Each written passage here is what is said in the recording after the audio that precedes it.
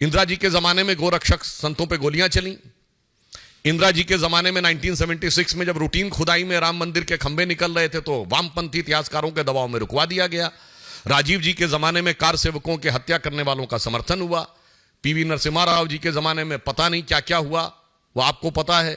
और सोनिया जी के जमाने में आते आते राम काल्पनिक होने का हलफनामा तक हो गया। यानी ये बहुत साफ है कि यह प्रवृत्ति जो आज कांग्रेस ने दिखाई है एक मौका था कि आज आप अपने को बदल कर दिखा सकते थे, परंतु आपने ऐसा नहीं किया।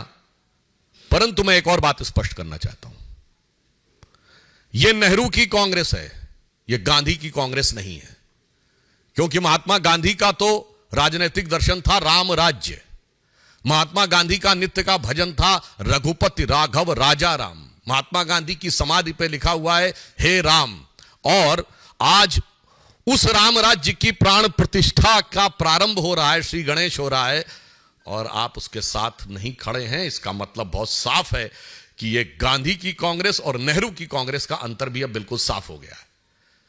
और आज इस अवसर को जो इन्होंने अपने हाथ से गंवाया है, यह कांग्रेस के अंदर का भारतीय संस्कृति, हिंदू धर्म और हिंदुत्व के प्रति जो विरोध है उसको दर्शाता है। अब बताइए इससे ज्यादा क्या होगा कि श्री राम जन्मभूमि केस में जो बाबरी मस्जिद पक्ष के पक्षकार इकबाल अंसारी थे उनको इनवाइट किया गया है। यह हिंदू धर्म की महान उदारता के परंपरा के अनुरूप है। गोली चलाने वालों को भी इनवाइट किया गया। बताइए वो आने को तैयार हैं जो मुख्य पक्षकार थे, मगर चंद कट्टरपंथी वोटों की तिजारत की गला काट प्रतिस्पर्धा में कांग्रेस और कांग्रेस गोत्र के सारे दल, कांग्रेस की परंपरा के सारे दल आज हाहाकार मचाने को तैयार है। मतलब आपने हिंदी में कहावत सुनी होगी ना कि मुद्दई सुस्त गवाह चुस्त। यहां तो मुद्दई साथ में आके खड़ा हो गया है, मगर इसके बावजूद इन लोगों के मन में अभी भी वह लोभ दिखाई पड़ रहा है। तो मैं कह सकता हूं कि एक कहावत होती है कि राम नाम कड़वा लगे और प्यारा लागे दाम, तो दुविधा में दोनों गए न माया मिली न राम।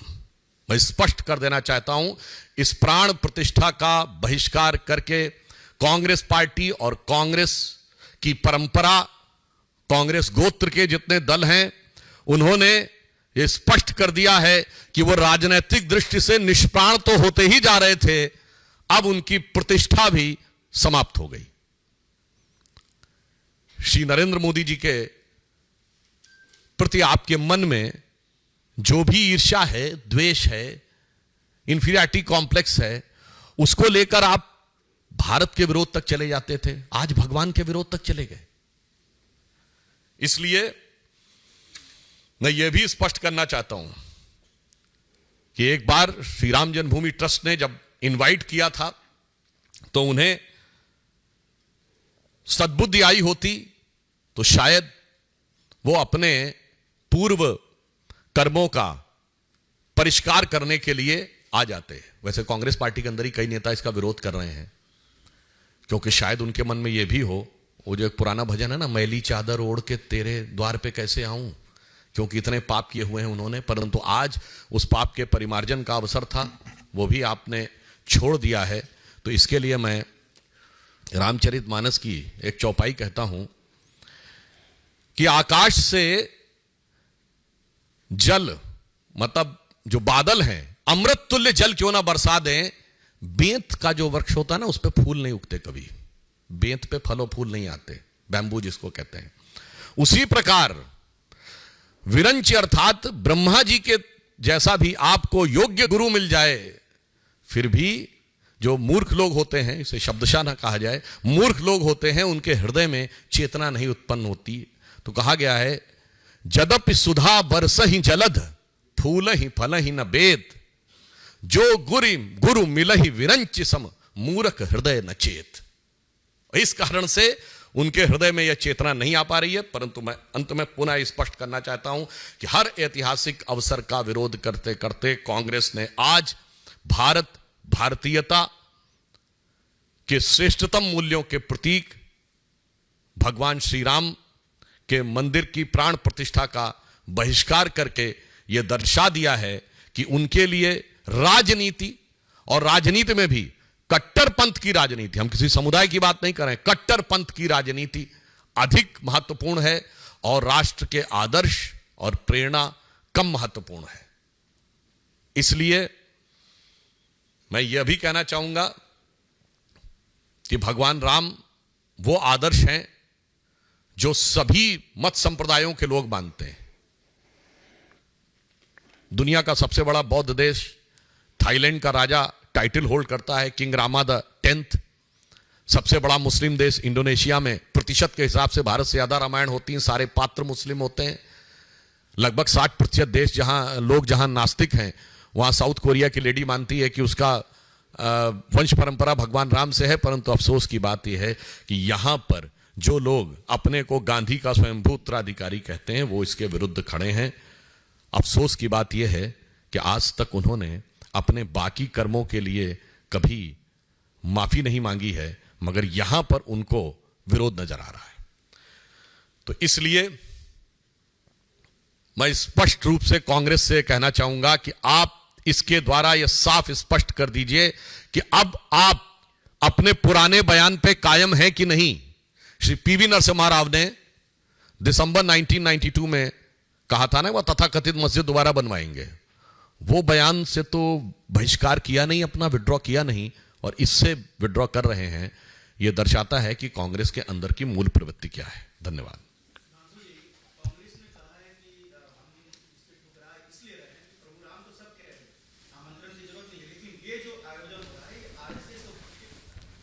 तो देखिए, सुधांशु त्रिवेदी बीजेपी प्रवक्ता कांग्रेस के निमंत्रण ठुकराने पर ट्रस्ट के द्वारा निशाना और भगवान के द्वार पर अपना पराया किसको नजर आता है?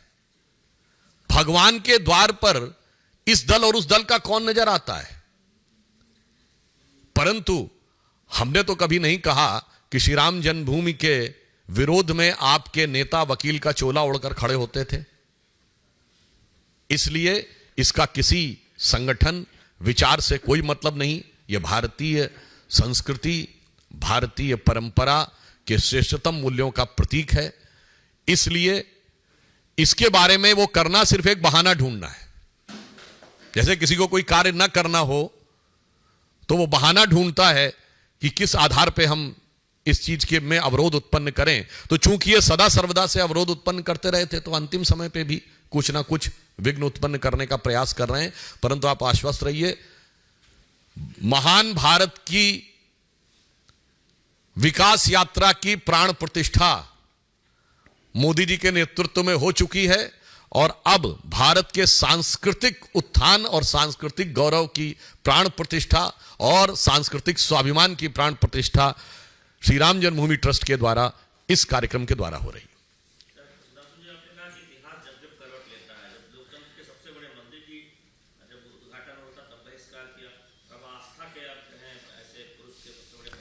तो बहिष्कार करना कांग्रेस की आदत है, इन्हें विरोध करने के लिए कोई ना कोई बहाना चाहिए। शुरुआत से विरोध करते आ रहे हैं और यही एक बड़ी वजह है कि अब भी विरोध करें, कहना है सुधांशु त्रिवेदी का।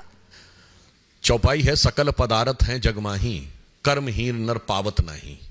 तो सभी अच्छे अच्छे अवसर संसार में उपलब्ध हैं, परंतु कुछ लोग जो अपने कर्म से हीन होते हैं उन्हें प्राप्त नहीं होता। इसलिए हर ऐतिहासिक अवसर पर भागीदार बनने से कांग्रेस वंचित रहती है और उसका विरोधी के रूप में खड़ी हो जाती है।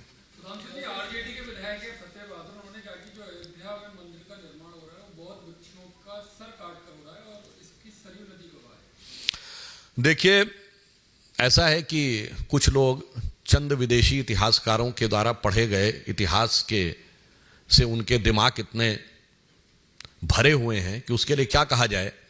वैसे तो उनसे अगर पूछा जाए कि कौन सी किताब में लिखा है तो वो बता नहीं पाएंगे।